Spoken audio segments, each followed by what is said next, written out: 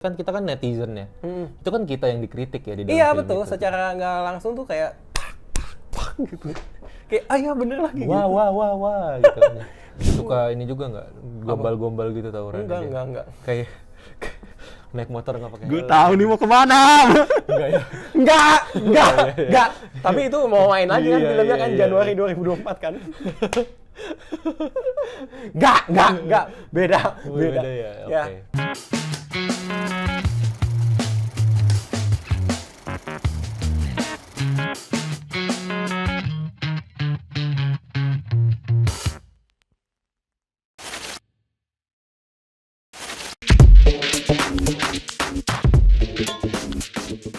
Ya, selamat datang lagi di LNF ya, Lembaga Ngoceh Film bersama gua Re dan Kak Upi di Halo. sebelah gua.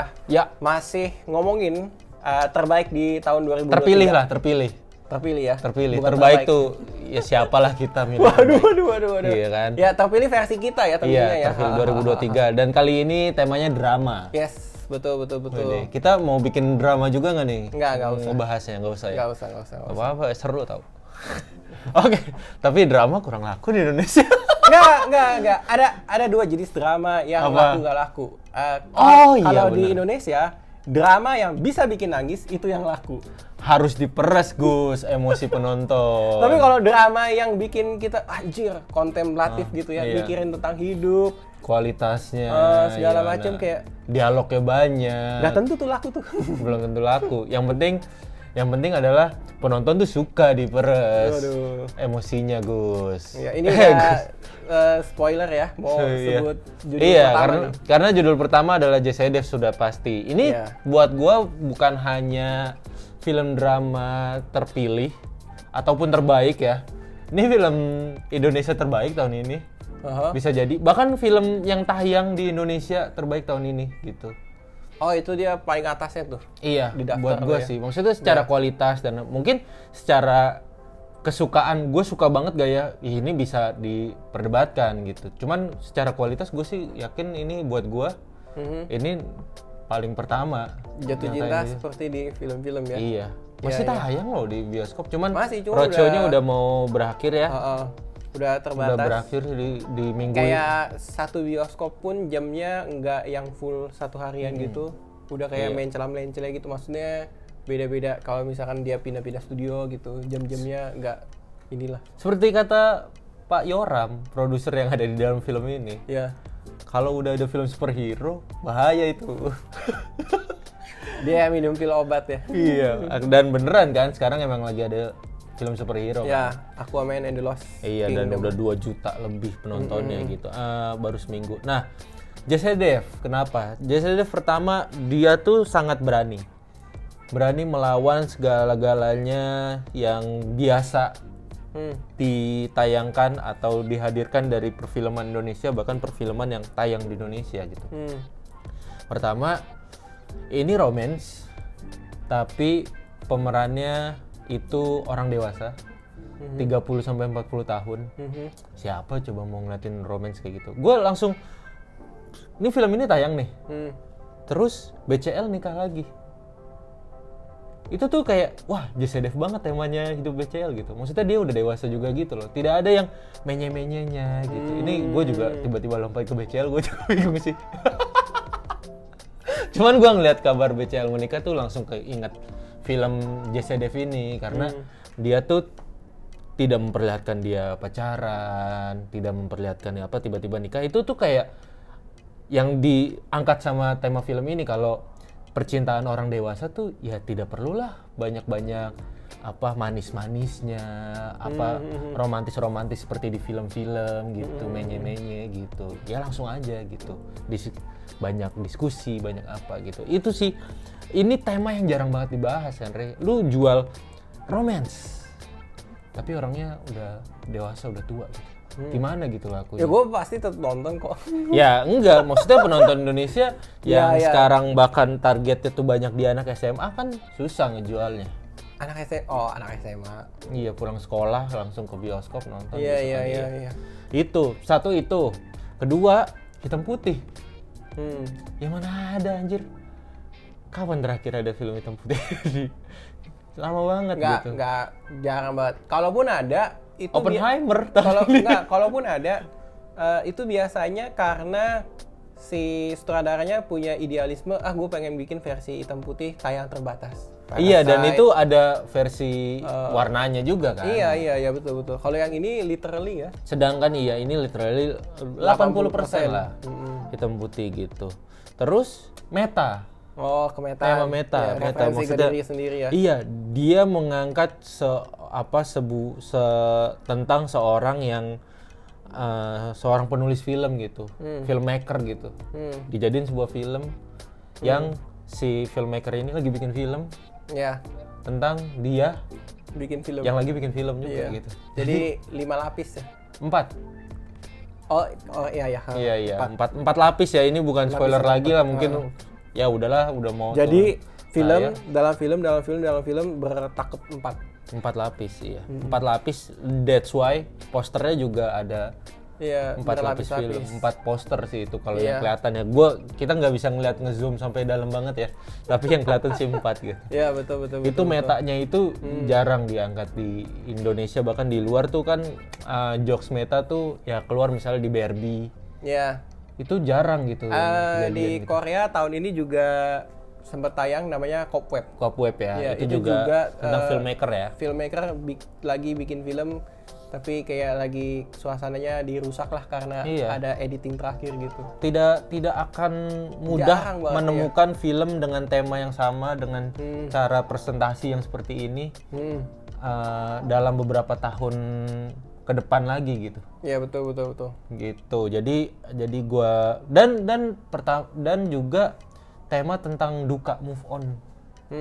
Kebanyakan orang menceritakan percintaan tuh ya manis-manisnya aja. Lu move on gitu. Lu udah lewat sama yang lalu gitu kan, misalnya ditinggalin sama yang lalu, meninggal kah atau punya pacar baru kah yang lalu ini putus kah. Terus ya move on gitu. Move on aja gitu sama pacar baru lu ini gitu. Enggak gitu, ini dilawan nih gitu. Kayak gimana caranya orang tuh jatuh cinta tanpa move on gitu. Di challenge nih di film ini gitu. Jadi makanya gila ya, berani banget, banyak banget film ini mencoba melawan arus gitu dengan dan dia nggak sembarangan ngelawan arus. Gue pengen yang penting gue edgy lah, ngelawan arus lah, enggak.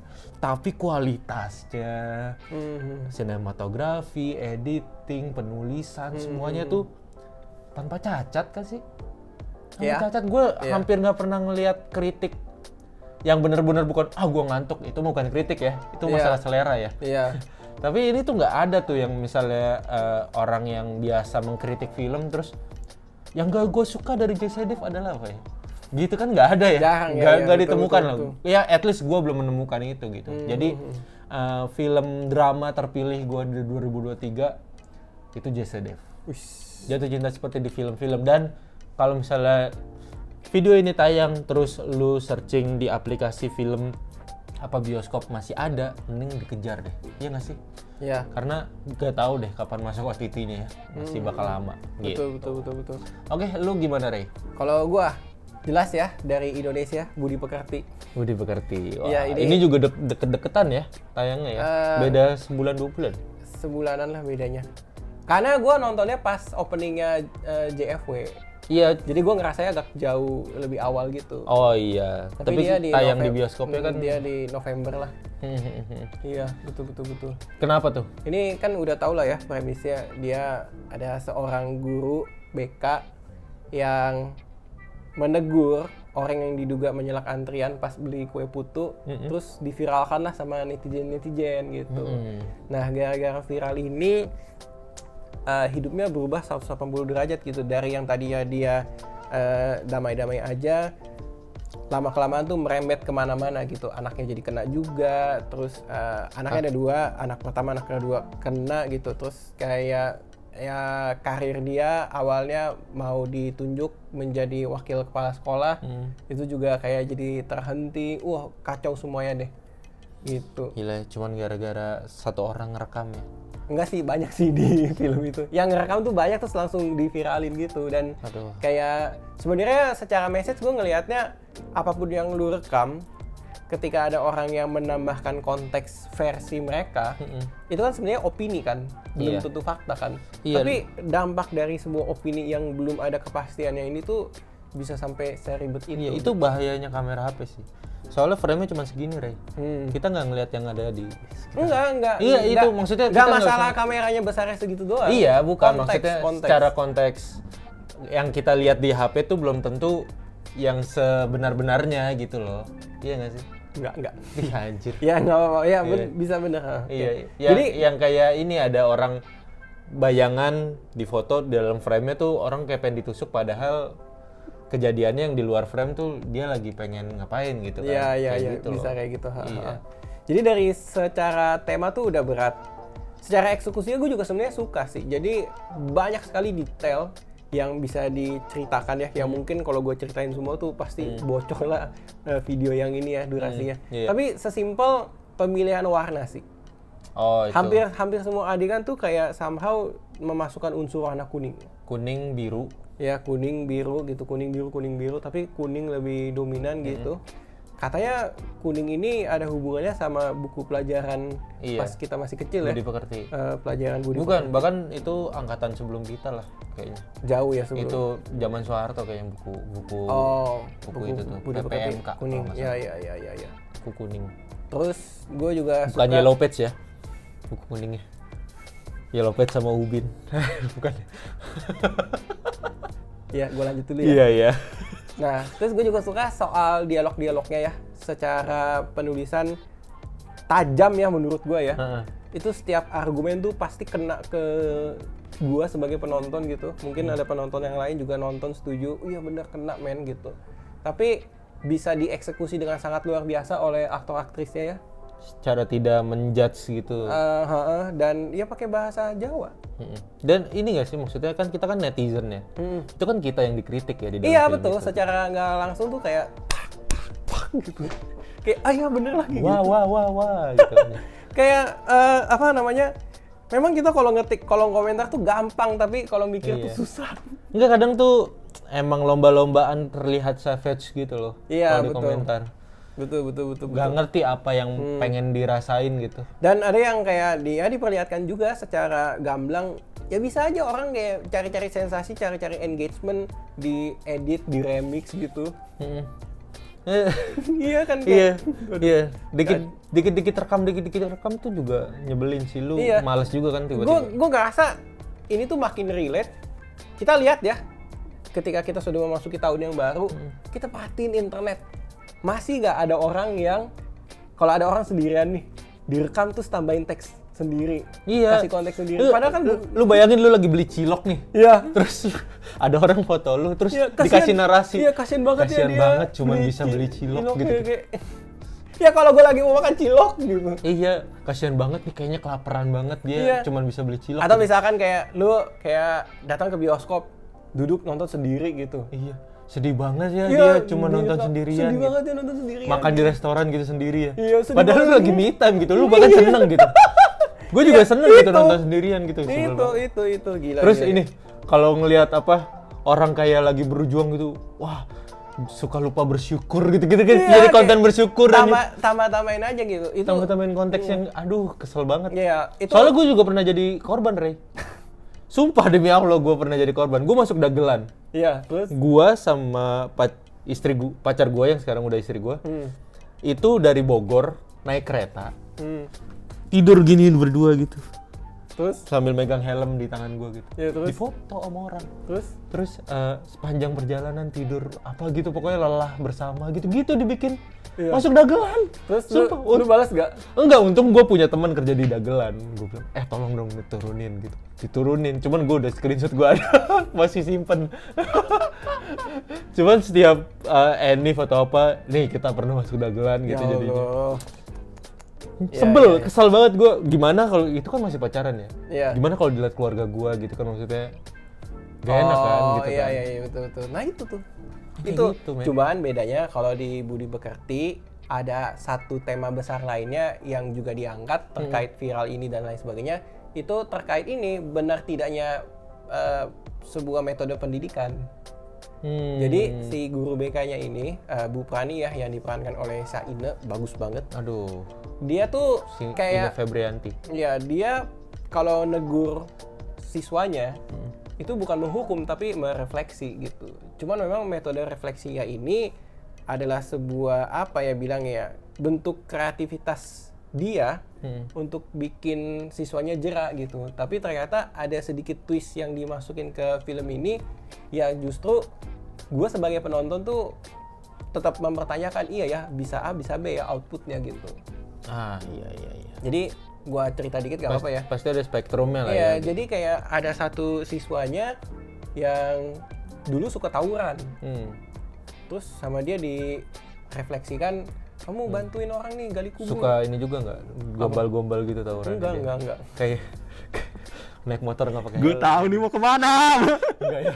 Enggak. Tapi itu mau main lagi kan Iya, filmnya kan iya. Januari 2024 kan. Enggak. Beda. Beda ya, oke. Nah, jadi si siswanya ini yang suka tawuran direfleksikannya, kamu bantuin nih. Kamu nanya gitu. Enggak terus. Kamu bantuin. Kamu bantuin nih orang gali kubur dan lain sebagainya gitu. Ternyata sampai dewasa ada apa ya bilang ya, sebuah sifat yang terdevelop dari si anak ini. Saya nyaman Bu kalau me time di kuburan gitu. Oh, Kayak menemukan ketenangan di situ gitu. iya sih. Nah, Bisa dicoba loh, teman-teman. Nah, tapi kan kayak tapi dia dengan sadar ngomong, apa saya aneh ya Bu ya? Kalau masyarakat ngelihat sifat saya kayak seperti ini, terbilang aneh nggak sih Bu? Enggak, itu masalahnya belum banyak orang yang nyoba. Coba deh maksudnya kita coba gitu. Iya, tapi siapa tahu ada yang oh iya ya.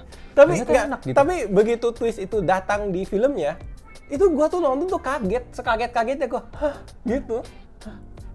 Apa gue boleh coba ya gitu? Nggak gitu, kayak ada sebuah kekosongan yang diterima oleh gua gitu kayak Iya. wajir.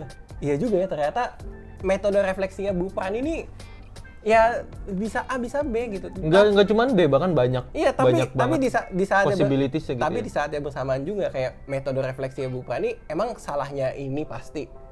Nggak juga kan, kayak hidupnya orang kan panjang nih. Iya. Mereka ketemu lagi di sini. Tapi selama ini nih Hmm. kayak dapat pengalaman hidup apa lagi nggak sih yang mempengaruhi dia? Oh ya, gue mantep nih kalau gue mau cari ketenangan di kuburan gitu. Iya. Oh, healing kuburan Nah, iya, kan. makanya kayak me time. gue salut banget sama penulisannya, bisa sekreatif dan seberani ini ya. Tajam lah penulisannya.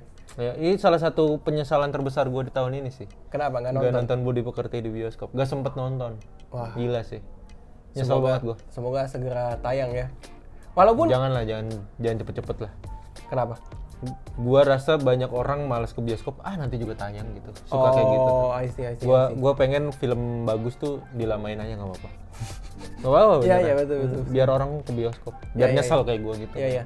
Nah, terus gue juga harus akui sih, secara cerita ada beberapa yang gue tidak setuju sama keputusan-keputusan kreatif di ceritanya. Tapi kalau gue mengesampingkan ketidaksetujuan gue ngelihat ini film tuh bagus banget. Iya. Dari cara bercerita, dari cara menyampaikan pesannya gitu. Dan gue Kritis sih. suka sih yang bilang Ernest apa siapa ya? Gimana apa siapa ya, pokoknya apa Kunto Aji gitu. Dia tuh si Regas ini sebagai sutradara, dia Regas tuh Banduteja. materi-materi promosinya justru behind the scene terus. Oh, Dimana yang kayak ditunjukkan kalau ini tuh beneran kerja seorang manusia loh. iya betul Gitu. betul. Nggak yang cuman Iya. actingnya bagus Yes, atau scene apa gitu yang drama. Ini semua sampai bikin ring light. Iya betul. Itu yang salah satu yang gue paling ingat Itu- tuh. Jadi itu- filmnya kan banyak ada adegan ring light karena ya Iya. terkait smartphone zaman sekarang kan, influencer segala gitu pakai ring light segala macem. Dia mau menciptakan sebuah adegan sesimpel point of view kita sebagai penonton adalah point of view dari si kamera handphonenya. Iya. Gitu, kamera smartphone-nya yang ditemani sama ring light. Tapi kalau ring light biasa nggak akan sebagus Gak itu bisa, hasilnya. iya. Jadi Akhirnya caranya dia bikin ring light gede banget. berapa meter itu ya? Iya, terus ada 1,5 kamera meter di ada situ. kali. Betul.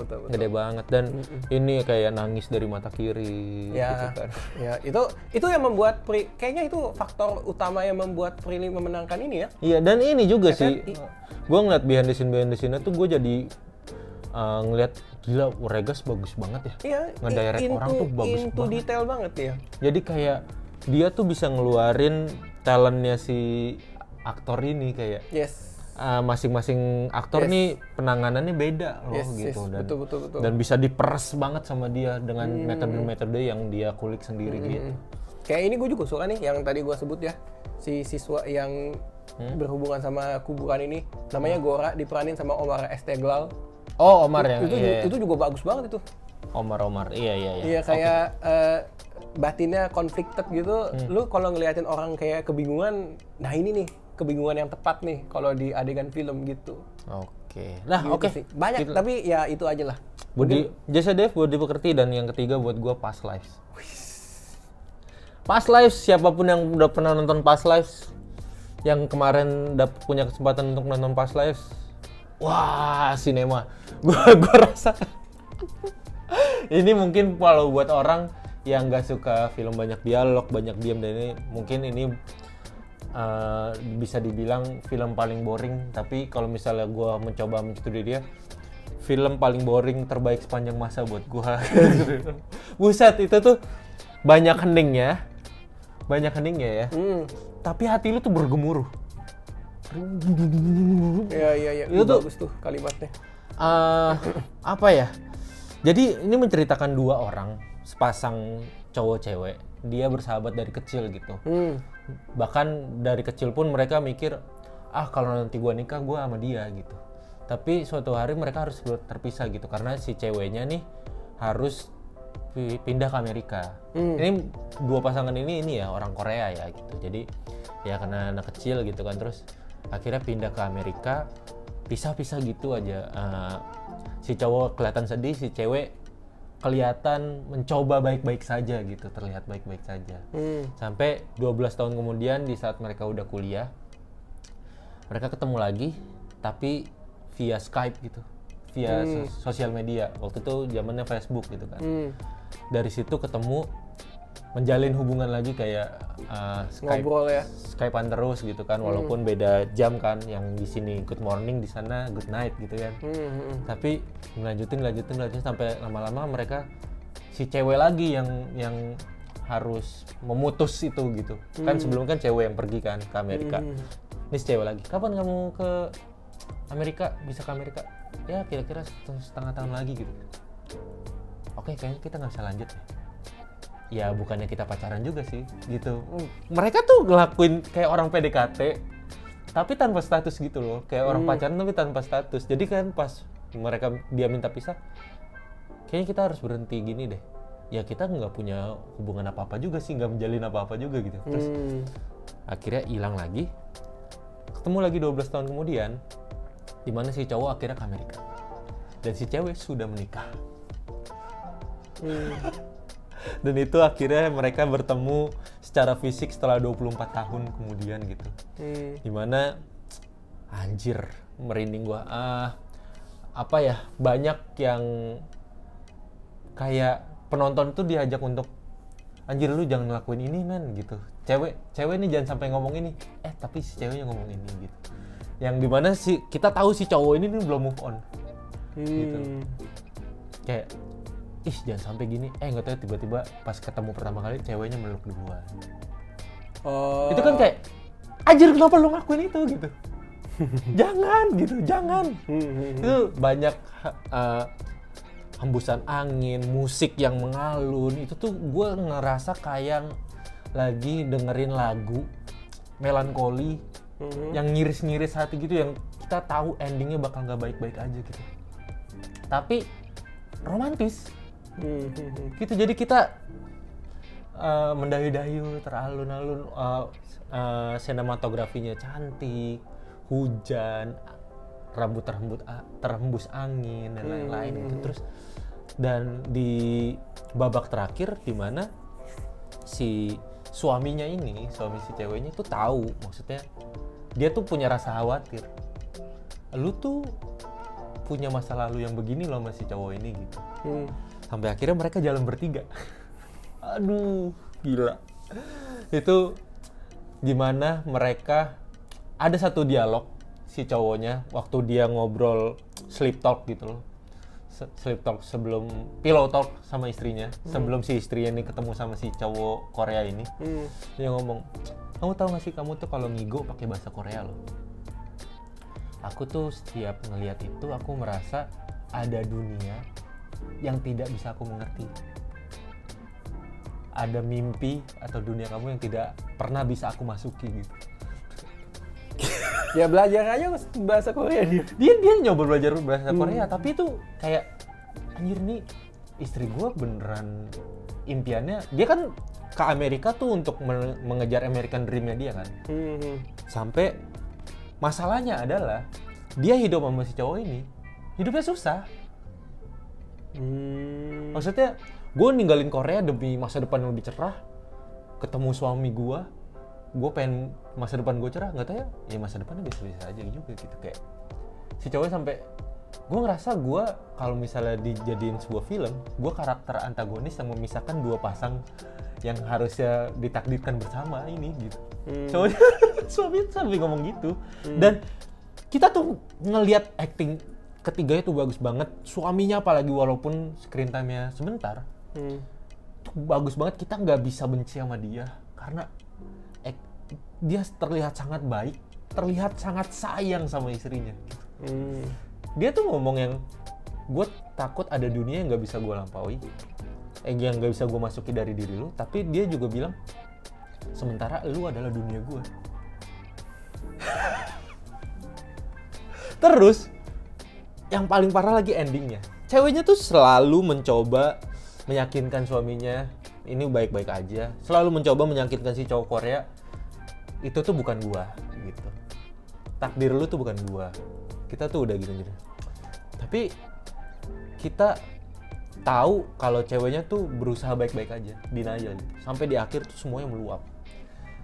Dengan tanpa dialog, tanpa apa, tapi digambarkan yang kalau nonton tuh kayak close gitu, hati gua kosong gitu.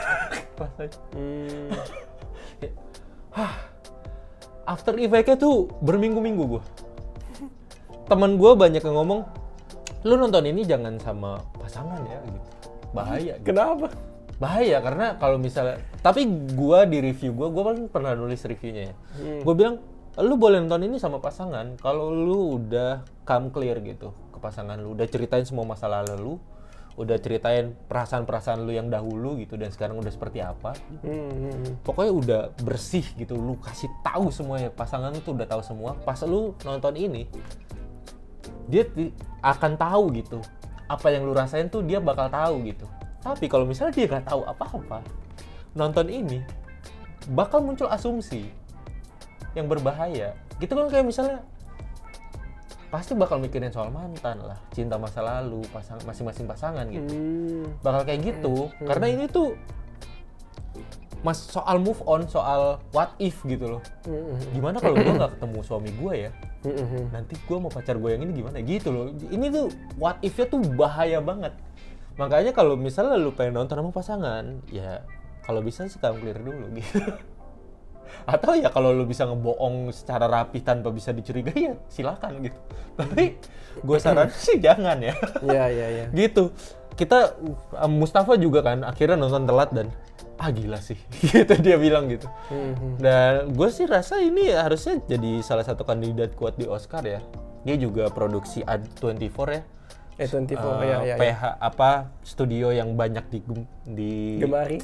Dicintai oleh para sinefil ya. Karena perlahan demi perlahan filmnya tuh wow gitu. Ini tidak se-wow itu, tapi dijamin hati lu berantakan gitu.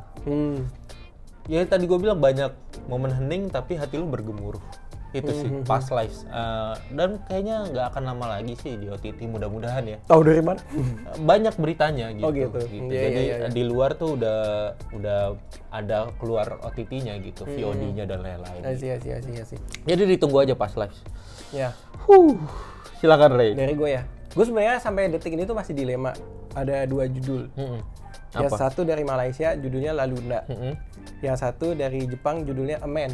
Tapi A Man ini tayang terbatas di Japanese Film Festival. Tapi Oppenheimer tuh drama loh, Ray. Ya. Enggak, kan pilihan favorit kan. Iya. Ya kan, pilihan favorit gue, Oppenheimer tuh memang secara sinematografi dan semua aspeknya tuh bagus dan seru. Iya. Tapi yang bikin gue kepikiran sampai lama itu, yang gue pilih ya, akan gue bahas nih di sini adalah A Man, Japanese Film Festival. Jadi ceritanya ada sepasang suami istri nih, udah menikah, happy beginning, sad ending. Jadi memang di awal film suaminya tuh meninggal, kecelakaan. Jadi udah dikasih tahu ya? Iya, memang udah dikasih tahu. Di trailer pun udah ya? Iya, di trailer pun juga ada. Nah, si suaminya ini punya keluarga. Keluarganya datang ke pemakamannya nih. Pas didoain, dilihat ke iniannya, fotonya, loh ini mah bukan adik saya. Lah, keren banget kan? Twistnya tuh di situ. Jadi ternyata si suaminya istri ini dia mengemban identitas orang lain. Jadi identitasnya tuh bukan punya dia sendiri. Nah, si istrinya ini yang sedang menjanda ya. Iya. Dia cari tuh investigator sekaligus untuk urus asuransi. Segala macam gitu. Nah, tolong dong selidikin dong si sebenarnya ini dia siapa suami gitu. gua nih sebenarnya siapa orang aslinya gitu. Nah, ceritanya adalah cerita utama dari si filmnya adalah si investigator ini berinteraksi sama si istrinya ini gitu. Jadi dia sambil investigasi sambil laporan sama dia nih gitu, kasih reporting segala macam. Nah, yang membuat gua suka banget sama film ini secara drama adalah ternyata dia tuh di dalam investigasinya tuh bikin sebuah pertanyaan besar. Emang nama lu tuh sepenting itu ya? Emang sebuah nama tuh sepenting itu? Nama asli si suaminya ini siapapun. berarti? Oh. Misalkan gua namanya Ray, lu namanya Upi. Apakah nama lu harus Upi? Boleh nggak lu ngemban nama lain? Tapi berarti waktu menikah tuh keluarganya datang nggak? Enggak. Jadi emang cuman bisa dilakuin kalau misalnya mereka nih nikah tapi jarak jauh dari keluarga ininya ya, dan nggak perlu ketahuan gitu ya. Betul. Kalaupun kayak ngundang keluarga kan kayak ya si suaminya ini nggak perlu ngaku keluarga si yang sebenarnya. Iya, maksudnya keluarganya itu berarti nggak datang waktu pernikahan gitu kan. Jadi ya, kan nggak ada. Nggak sama-sama nggak tahu. Iya, itulah pentingnya saksi ya sih. Nggak tahu ya. Ya, gue boleh lanjut. Iya, silakan. Ya, jadi si istrinya ini sama si investigator ini, jadi film utamanya tuh adalah si istri sama investigator. Investigatornya melakukan investigasi, datangin ke tempat mana, cari petunjuk soal si mantan suaminya si istri ini dan lain sebagainya, sampai dia menarik sebuah kesimpulan lah, kenapa sih bisa terjadi pergantian identitas gitu. Nah, yang bikin gue suka banget sama film ini adalah secara tema ya, dia tuh mempertanyakan sepenting itukah sebuah identitas, terutama nama gitu. Kalau di sini sih nggak penting, Ray, karena banyak dijual nomor KTP, dijual secara. Ya, gue lanjut dulu ya. Jadi si filmnya ini tuh sambil mengikuti perjalanan investigatornya, dia ketemu siapa, tanya apa, dapat backstory apa, dia tuh kayak pikirannya tuh tertantang gitu. Iya ya, kayaknya nama kayaknya bukan prioritas deh. Berarti ini kasus soal nama yang baru dia temuin ya? Maksudnya dia belum pernah nemuin kasus seperti ini sebelumnya? Iya, belum. Dia belum pernah ketemu kasus pergantian identitas, pergantian nama gitu. Kayak bertanya-tanya kenapa sih sampai seperlu ini ganti nama gitu. Berarti tapi sepanjang film tuh investigasi? Ya, tapi nah ini yang menariknya yang gue pengen ceritain dulu ya. Sepanjang film, begitu dia ketemu clue-cluenya, begitu dia mulai paham, si investigatornya tuh sifatnya juga mulai terpengaruh. Dia mulai apa gue ganti nama gitu? Iya, dia mulai merasa iya ya, di society kita di Jepang ketika kita first name basis gitu, panggilan nama bukan nama keluarga ya, panggilan nama utama itu dianggap ada mutual respect atau udah akrab. Oh iya, Jepang sebegitunya sama nama ya. Kalau misalkan sakral. Menikah, cerai, menikah lagi, harus ngikut nama keluarganya si ini segala macem. Bahwa ternyata kayak nggak penting-penting amat kayaknya gitu. Dimana di Jepang itu nama tuh sangat penting, kayak misalnya kan lu nikah namanya berubah. Ya. Terus lu ya tadi first name basis, second name basis gitu kan, kayak nama depan nama belakang tuh sangat lu kalau misalnya lagi PDKT akhirnya dipanggil nama depan tuh Ya. langsung merah mukanya gitu Ya, kan. ya. Sangat intim gitu Ya, kesannya betul, gitu. betul. Ha. Nah, gue suka juga sama drama di film ini tuh, jadi bahwa seorang manusia nih, nama itu kan ya diberikan oleh orang tua, gitu kan. Tapi Dari doa. iya, ketika dia bertumbuh, punya perilaku, punya sifat, dipandang oleh orang lain, hidup sama orang lain, influence-nya dia terhadap orang lain sampai sebegitunya, tiba-tiba ditukar terus dia pindah ke entah berantah, memulai lagi dari nol, itu bisa jadi sesuatu yang seru ditonton. Ada juga orang tuh nama lahirnya namanya siapa? Jadi artis pakai nama panggung. Ya, Nah pas sekarang nyalek pakai nama panggung apa nama artis ya? Nama aslinya dia tuh. Nah gitu. Kan pas nama aslinya dia kan nggak dikenal gitu. ya, Nah jadi itu tuh bisa nyambung nggak itu? nggak tahu ya. Nah gitu ya. Nah, Iya. soal nama ini ya. Iya sih betul, benar-benar. betul. Ya, maksudnya kadang ada kalau di Indonesia bahkan lebih parah lagi, Rey. Ada kepercayaan kalau misalnya anak kecil lahir nih namanya bagus banget nih.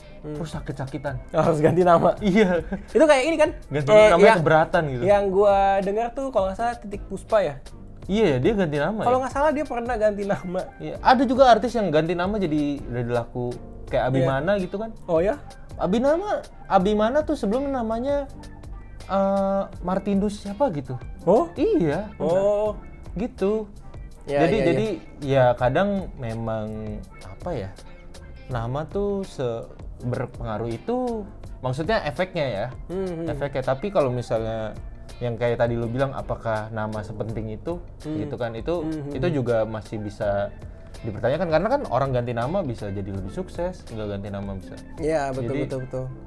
ya tergantung ya orang tua lu aja ngasih nama Iya, berdasarkan iya, doa atau apa gitu kan, ada juga yang ngasal ya ngasih nama anak. Iya. Tapi ya itu sih serunya sih. Dan ada twist-twist terkait perselingkuhan, terkait drama keluarga juga ada di situ gitu. Tapi bukan yang utamanya ya. Jadi ada seakan ada misterinya juga di dalam Iya, drama ini, ada dan- misteri thriller gitu ya. Dan ada seporsi thriller di filmnya tuh berkaitan dengan si masa lalu dari si suaminya ini. Pembunuh. Ya more Berantai. or less keluarganya sih. Oh. Keluarganya tuh dari dunia yang cukup kelam Makanya lah gitu. iya, makanya jangan gitulah. Nah, Bibit-bibit bobot tuh harus enggak, dijaga jadi gitu ya.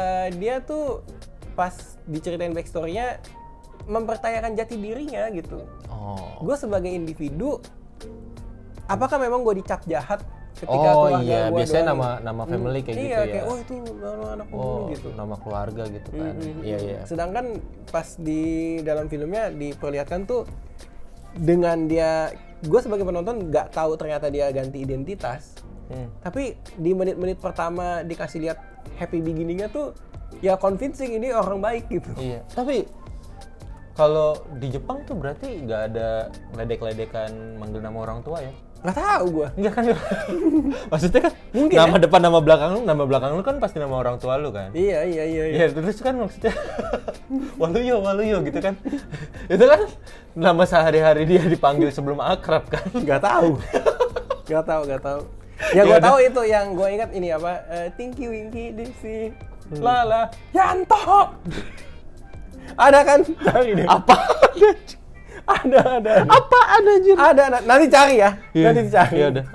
Selain judul-judul 4 ini nih, lu ada nggak drama Iya. yang pengen lu sebutin judulnya aja sih, nggak usah. Paling kayak La Luna. Film Malaysia ya? Film Malaysia ya, tentang sebuah kampung Udah kolot. judulnya aja. Nggak, gue jelasin premisnya nggak apa-apa. Kampung kolot. Bukan yang- masalah premisnya mau sholat Jumat, Rey. Oh. Ya, berhubungan religius sama gak religius gitu. Oh gitu. Iya. Wah, bagus nih.